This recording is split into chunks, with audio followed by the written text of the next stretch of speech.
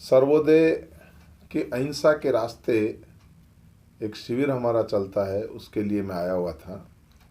इसी दरमियान यहाँ पे भाट समाज के, वंशावली लेखक समाज के हमारे काफ़ी परिवार यहाँ पे रहते हैं। उन लोगों से भी आज मुलाकात की। ऐसे में हमने टीबी में, सालीवाली में, उसके अलावा हनुमानगढ़ प्रोपर में, झंडेवाली में और उसके अलावा और कुछ गांव हैं जहां अभी हम लोग जा रहे हैं। हमारा मुख्य उद्देश्य यह है कि जैसे मेरे पास में वंशावली एकेडमी है, तो पीढ़ियों की जानकारी देना, इतिहास की जानकारी देना। बार बार हमारे मित्र जो हैं वो सवाल भी पूछते हैं कि 70 वर्ष में क्या किया, तो उसके लिए हम आज़ादी की गौरव गाथा और राजस्थान के विकास की कथा जन जन को सुनाएंगे। हम 1885 से लेकर के 1947 तक भारत के स्वतंत्रता संग्राम की कहानी और 1947 से लेकर 2014 तक भारत के निर्माण की कहानी और उसके बाद आज राजस्थान के सरकार ने जो अद्वितीय काम किए हैं, हम गर्व के साथ कह सकते हैं।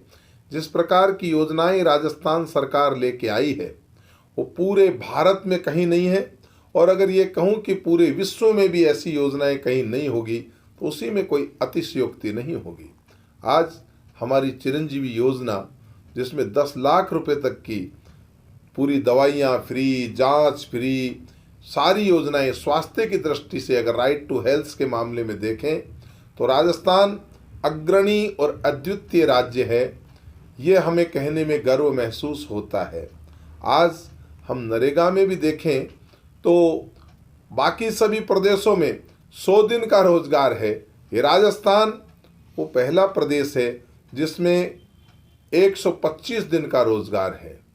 हम कह सकते हैं कि महात्मा गांधी रोजगार योजना के अतिरिक्त शहरों के लिए कोई विशेष योजना नहीं थी, और शहरों में भी काफ़ी गरीब परिवार के लोग रहते हैं।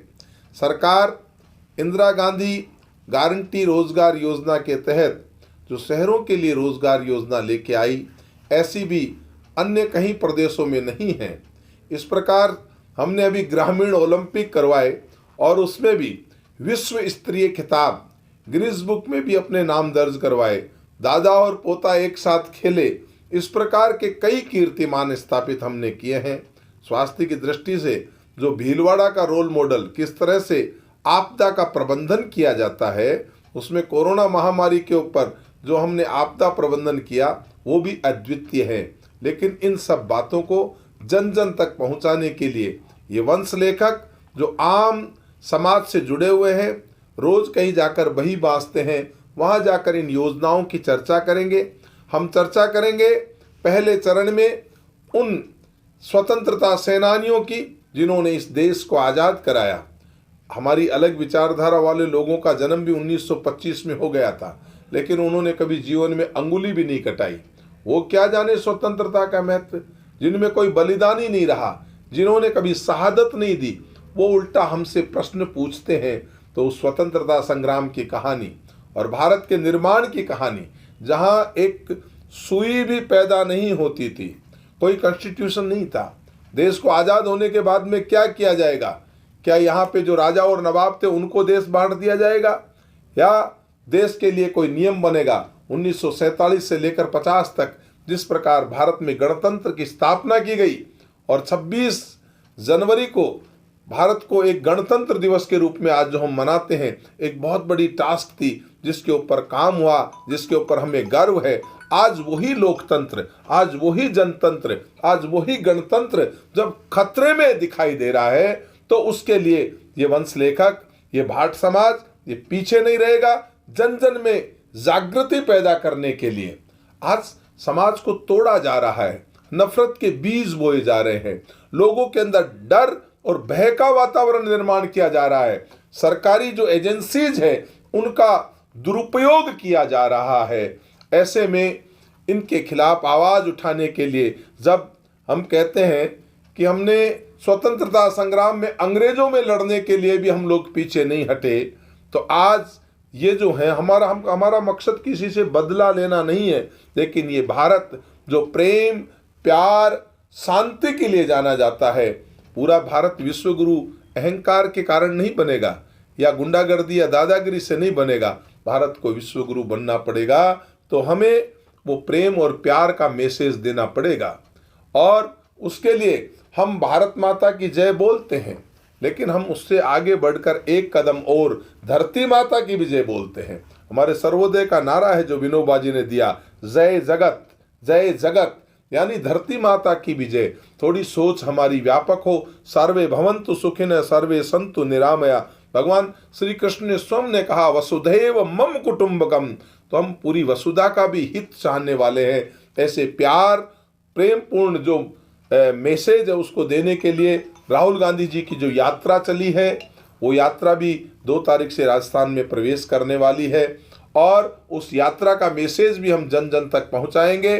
भारत को प्रेम से जोड़ने के लिए, भारत में प्रेम और सौहार्द का वातावरण स्थापित करने के लिए हम लोग काम करेंगे। धन्यवाद। सरकार को रिपीट करने के लिए क्या किन मुद्दों को लेकर कांग्रेस आगे आ रही है? सरकार को रिपीट करने के लिए हमारे राजस्थान की सरकार ने जननायक अशोक गहलोत साहब के सानिध्य में जिन कामों को किया है, उन कामों को अगर हम बताएंगे तो वो ही बहुत होते हैं। उनकी जानकारी जन जन तक हम लोग पहुंचाएंगे, और मुझे लगता है आम जन कह रहा है।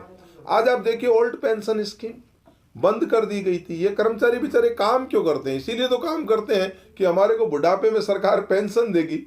लेकिन 2004-3 के बाद 2003 से 8 के बीच में एक ऐसी कर्मचारी विरोधी सरकार आती है और इन कर्मचारियों पे कुठाराघात करके उनकी परंपरा से चल रही पेंशन को बंद करती है। उस पेंशन को आज वापस प्रारंभ किया गया है। कितने लाखों कर्मचारी प्रेम और उत्साह से झूमे हैं, उनकी आंखों से खुशी के आंसू आए हैं और बड़े आनंद मग्न रहे हैं। इसी प्रकार कुछ संविदा कर्मी जो बेचारे 5-7 हजार में काम करते थे, उनमें से कईयों को जो नियमितकरण किया गया है, उनके भी एक बहुत अच्छी दिवाली आई है। यही विकास के मैसेज।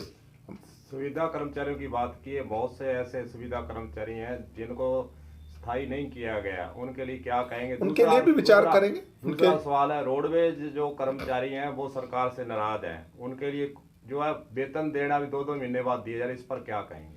नहीं, देखिए, सबसे बातचीत चल रही है, क्या कारण है वो तो बैठ कर के बातचीत करेंगे। संविदा कर्मचारियों को जो खुशी मिली है, हमारा प्रयास रहेगा कि राजस्थान में ज़्यादा से ज़्यादा खुशियां बांटी जाए। आने वाला बजट भी युवाओं पर होगा, और अगर कोई बातचीत है, चाहे कोई भी रोडवेज कर्मचारी हो, चाहे कोई भी हो, बातचीत का हल समाधान तो डाइस पे बैठने से होगा। आंदोलन तो हर व्यक्ति करता ही है, क्योंकि जब भी किसी को कोई डिमांड होती है, मांग होती है, तो ये आंदोलन करना ये तो एक गांधीवादी तरीका है। वो लोग अपनी मांग रखेंगे, हम डाइस्क पे बैठेंगे, उनके साथ बातचीत करेंगे, जो भी समाधान होगा उनको समाधान देंगे। बीजेपी का आरोप ये भी है कि किसानों का कर्ज आपने जो माफ नहीं किया है। आप मुझे बताइए, हमारे अंडर में सहकारी समितियां और सहकारी बैंक आते हैं, उनका कर्जा हमने माफ किया है। अब बैंक तो राष्ट्रीयकृत होते हैं, राज्यकृत बैंक तो होता नहीं। बैंक तो राष्ट्रीयकृत होते हैं, और अगर शेयरिंग बेसिस में वो सेंट्रल गवर्नमेंट हमारे साथ में शेयरिंग बेसिस पे अगर तैयार हो जाती तो हम उनका भी कर्जा माफ कर देते। तो राहुल गांधी जी ने जो घोषणा की थी 10 दिन में, राहुल गांधी जी ने जो घोषणा की वो बिना सोचे समझे नहीं। जो हमारे राज्य के अंडर में आते हैं, चाहे वो सहकारी बैंक हो, चाहे वो भूमि विकास बैंक हो, सहकारी बैंक, भूमि विकास बैंक और सहकारी संस्थाओं का कर्जा हमने माफ कर दिया, 10 दिन के भीतर माफ किया। और अभी आप देखेंगे, अभी किसानों को ब्याज मुक्त कर्ज जो है वो दिया जा रहा है। किसानों के लिए अलग से बजट पारित हुआ है। ऐसा करने वाली ये राजस्थान की पहली सरकार है।